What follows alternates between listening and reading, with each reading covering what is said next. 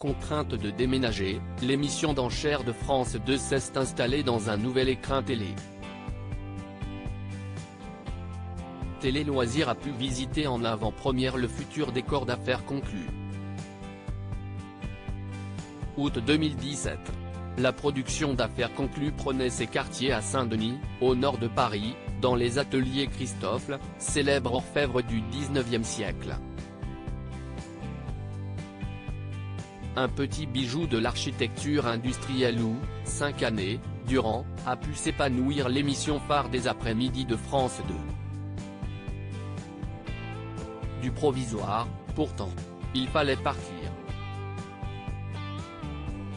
Le lieu était dès le départ promis à la vente et à la reconfiguration. Cela a duré 5 ans et demi, une durée déjà formidable, renseigne Renaud Rahar, directeur des programmes chez Warner Bros. Fin 2022, il a dû faire ses bagages avec la centaine de personnes qui y tournaient 2 fois par semaine Affaires conclues. Un nouveau lieu d'une superficie quasi similaire a été déniché pour poursuivre les tournages.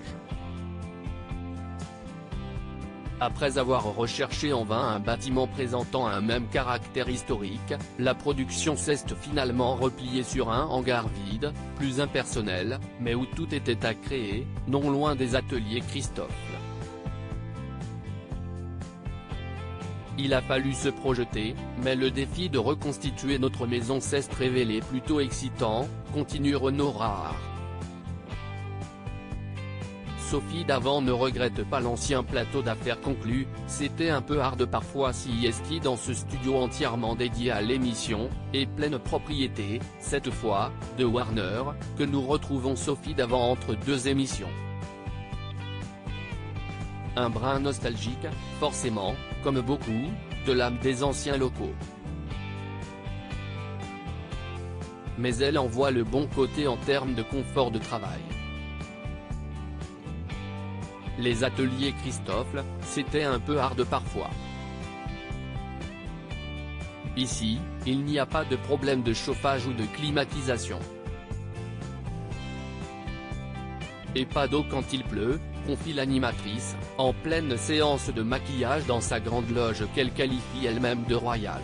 Stéphane Van Denhoven, on se sent choyé et chouchouté. L'acheteur belge Stéphane Van Denhoven abonde avec sa bonhomie habituelle, tout est plus adapté ici. On se sent choyé et chouchouté. Point lorsque nous pénétrons sur le nouveau plateau, surprise, si l'enveloppe a changé, la magie reste. Les décorateurs se sont échinés à recréer l'atmosphère de l'ancien décor presque à l'identique. Dans l'immense salle où les particuliers vendeurs font expertiser leurs objets par les commissaires-priseurs, de fausses fenêtres donnent sur un trompe-l'œil reproduisant le mur en briquettes rouges et les verrières emblématiques des ateliers Christophe. Le programme dicte l'organisation du lieu. Sophie Davant apprécie également la nouvelle configuration des espaces, qui place davantage les vendeurs au centre du tournage. On est plus proche des vendeurs, qui se trouvent à l'entrée du bâtiment. On peut les cueillir plus facilement avant qu'ils passent en plateau.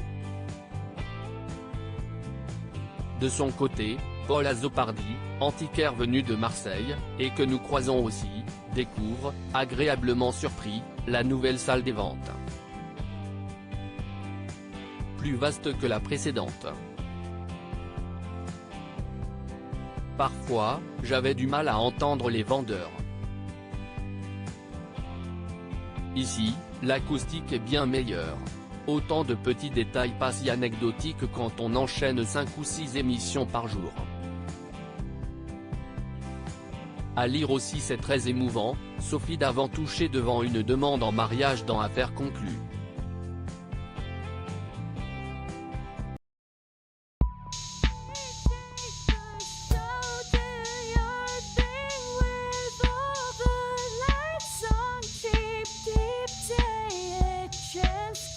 Keep taking a chance. You